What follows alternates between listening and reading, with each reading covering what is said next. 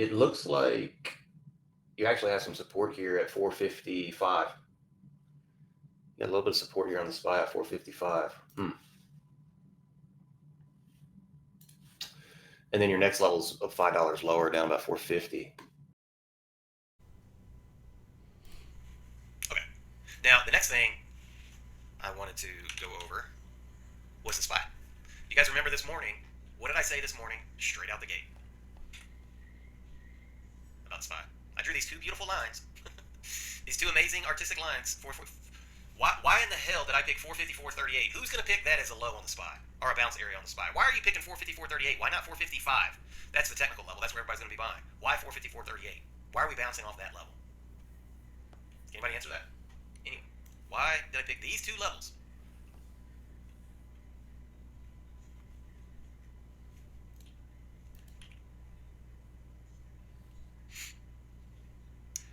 So go back and Ryan, are you in here? I don't know if you're sleeping. But if you go back, look at pre-market, look at where I say the bounce is going to start coming in. This is it. This was the bounce area. How did I find that area?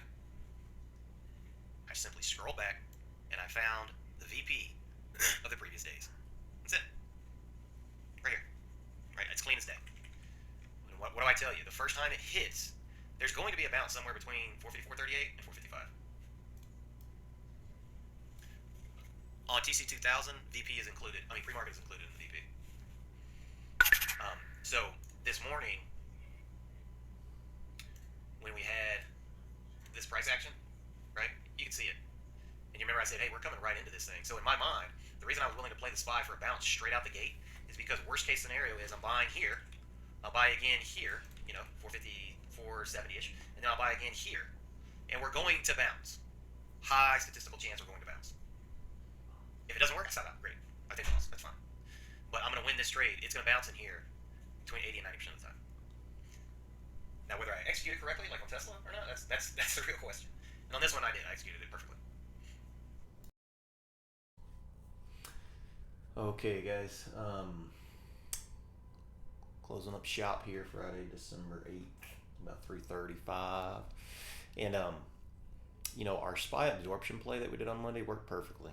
Like, you can see how important it is to be able to draw VP lines. Like, I guess literally the bottom. Like, if we were to look at this weekly candle, the low was 454.31, and I was 454.38, right? So I was a big 7 cents off. But the important thing that I want you guys to learn and understand is how you play these. So absorb, right? Sell some, right? Cage that tiger, and then that your original cost basis from this absorption is now lowered, right? So you sold some up here, so you're really sitting down here pretty. You could stop out down here and be fine. So you're not as worried. And then when it comes back and touches these levels, you see them as opportunities to buy, right? So like buy, sell, buy, sell, buy, sell, right? Buy, sell.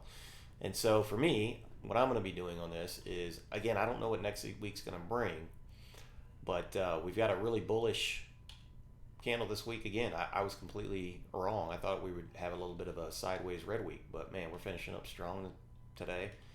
And this is how you absorb in overbought territory, or if you think charts have gone too far too fast, you just buy on pullbacks into the absorption range. And if it breaks lower, then it's fine. You just stop out. Like if I would have bought within here again and stopped out below, I still would have been just small red or small green.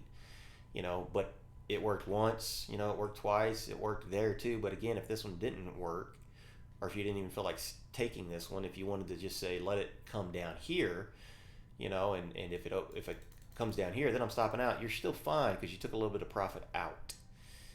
This is how I absorb, and this is how I trade longer term as well. I absorb into support, I sell into resistance, and then I hold pieces until they roll over and stop me out. And if they don't, I'm in for the long term or longer term.